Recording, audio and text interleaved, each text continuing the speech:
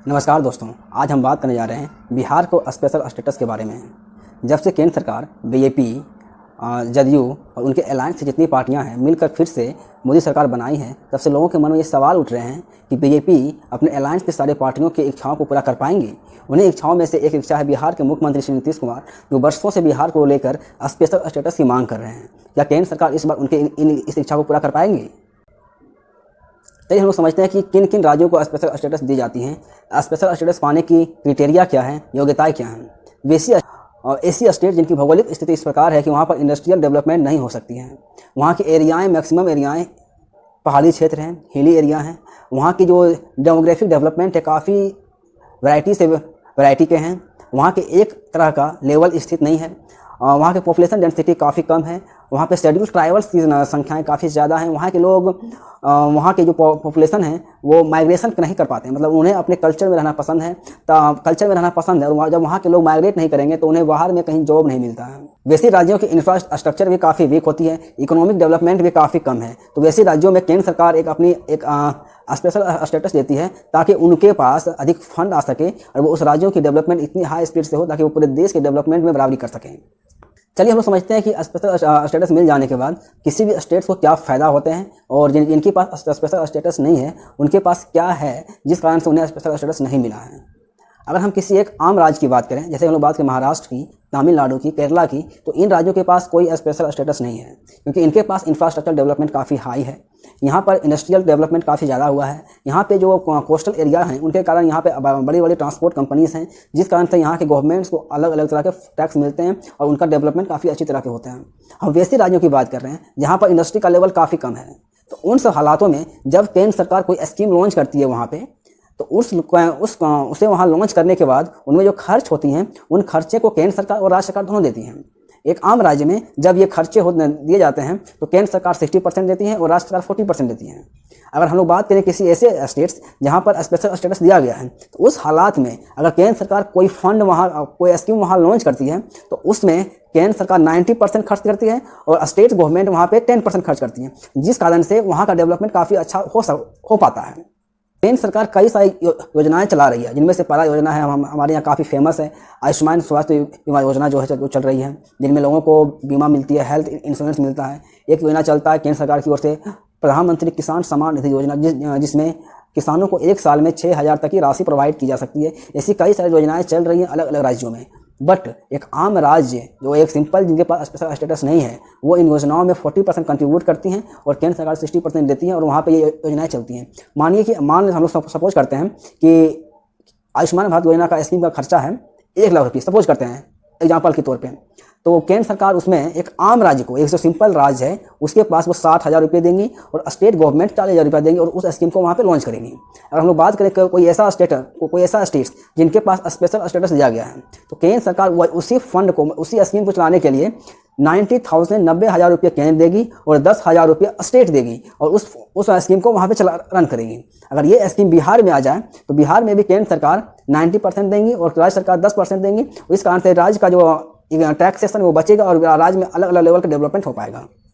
अगर हम लोग बात करें कि अभी तक किन राज्यों को स्पेशल स्टेटस मिला है, तो हमारे देश में 28 राज्यों में से लगभग 11 ऐसे राज्य हैं जिनको स्पेशल स्टेटस दिया गया है। उनमें से कुछ की बात करें जैसे कि हिली एरिया हैं, जैसे कि हम लोग बात करें नागालैंड की बात करें तो वहाँ पर स्पेशल स्टेटस दिया गया है, जम्मू कश्मीर में दिया गया है, उत्तराखंड में दिया गया है। इसी तरह से 11 स्टेट्स हैं जहाँ पे स्पेशल स्टेटस प्रोवाइड करके उनके इकोनॉमिक लेवल को बैलेंस बना के रखा है ताकि वो देश के इकोनॉमिक लेवल को बराबरी कर सकें। हम लोग बात करते हैं केंद्र सरकार के पास ये पैसे आते कहाँ से हैं, ताकि वो अलग अलग स्टेट्स में डिस्ट्रीब्यूट करके उन्हें हेल्प करते हैं। केंद्र सरकार के पास मुख्य इनकम का स्रोत है उनका टैक्सेशन। हमारे देश में मुख्यतः एक टैक्स है जिसे पूरी गवर्नमेंट पूरे देश में लागू करती है, वो जीएसटी है, जिसे गुड्स एंड सर्विस टैक्स कहते हैं। जीएसटी अगर हम बात करें तो जीएसटी जनरली 2 तरह की होती हैं, एक सीजीएसटी है, एक एसजीएसटी है।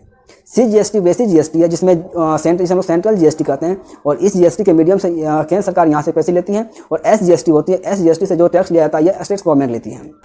सीजीएसटी और एसजीएसटी को मिलाकर होता है आईजीएसटी, से हम लोग बोलते हैं इंटीग्रेटेड जीएसटी। केंद्र सरकार सीजीएसटी के मीडियम से पूरे देश से टैक्स कलेक्ट करती हैं और राज्य सरकार केवल अपने ही राज्य से एसजीएसटी कलेक्ट करती है, जिस कारण से राज्य सरकार का बजट काफ़ी कम होता है और केंद्र सरकार का बजट काफ़ी ज़्यादा होता है। तो केंद्र सरकार के पास से कोई भी राज्य सरकार हमेशा पैसे मांगती रहती हैं ताकि वो अपने राज्य में डेवलपमेंट कर सकें। चलिए हम लोग बात करते हैं बिहार की। बिहार की आखिर में ऐसा क्या जरूरत पड़ा कि बिहार के मुख्यमंत्री कई वर्षों से बार बार अपने राज्य के लिए स्पेशल स्टेटस की मांग कर रहे हैं। अगर हम लोग बिहार की पर कैपिटा इनकम की बात करें, जो प्रदेश में सबसे लोवेस्ट है per capita income, it's mean कि अगर हमारे बिहार की पब्लिक की बात करें, जो सालाना कमाई है उनका, जो सालाना इनकम है वो ओनली 60,000 60,000 रुपये है।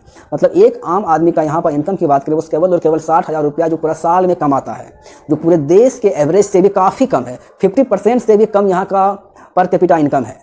बिहार की गरीबी पूरे देश से छिपी हुई नहीं है। यहाँ के लाखों युवा काम की तलाश में पूरे देश में विचरण करते हैं और पूरे देश में अलग अलग सेक्टर में रह के जॉब कर रहे हैं, बस वो बिहार में ही रह नहीं पा रहे हैं। केंद्र में कोई भी सरकार हो, चाहे वो बीजेपी की सरकार हो, चाहे वो कांग्रेस की सरकार या कोई भी सरकार हो, वो हमेशा बिहार के साथ इस तरह से बिहेव करती है ताकि उन्हें लगता ही नहीं कि बिहार में इस देश का पार्ट है।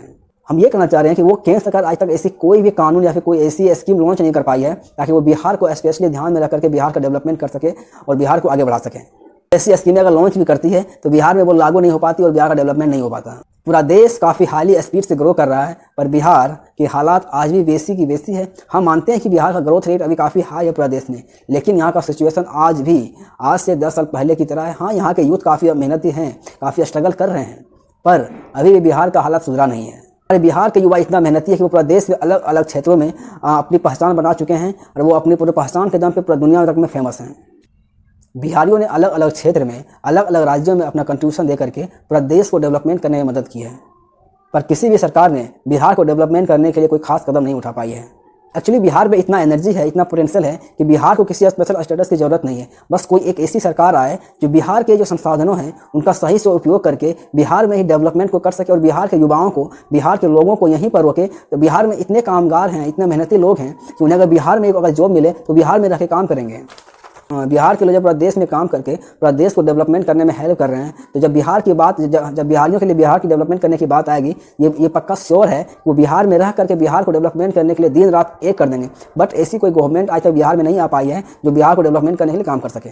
सरकार को एक ठोस कदम उठाने की ज़रूरत है जिससे बिहार की कानून व्यवस्था में बदलाव हो सके, यहाँ की जो गुंडा राज हैं और जो चली आ रही हैं उन्हें बंद किया जा सके। यहाँ की जो माओवादी जो डर हैं कंपनियों के पास, या यहाँ कंपनी से आती हैं तो उनके ऊपर अधिक प्रेशर होगा, वो यहाँ से सही तरह से उन्हें सिक्योरिटी नहीं मिलेगा, ऐसे जो डर है उनके मन से गायब हो और यहाँ पे इंडस्ट्रियल डेवलपमेंट हो सके, जिस कारण से बिहार की सरकार को कुछ न कुछ ऐसे कदम उठाने की जरूरत है। एक्चुअली क्या है ना, इन सब की जिम्मेदारी केवल सरकार के पास ही नहीं है, इन सब की जिम्मेदारी हम बिहारियों पर ही है, क्योंकि हम बिहारी हैं जो गवर्नमेंट को चुनते हैं और सरकार बनाते हैं। सो प्लीज़ हम सारे हम खुद की भी अपनी भी बात कर रहे हैं और पूरे बिहार वासियों की बात कर रहे हैं कि कोई भी कदम उठाने से पहले एक बार नहीं 1000 बार सोचें और अपने आप को इस लेवल से रिप्रेजेंट करें ताकि बिहार का नाम पूरा देश में गौरव से लिया जा सके। Thank you for watching the video. Please like, share and subscribe the channel.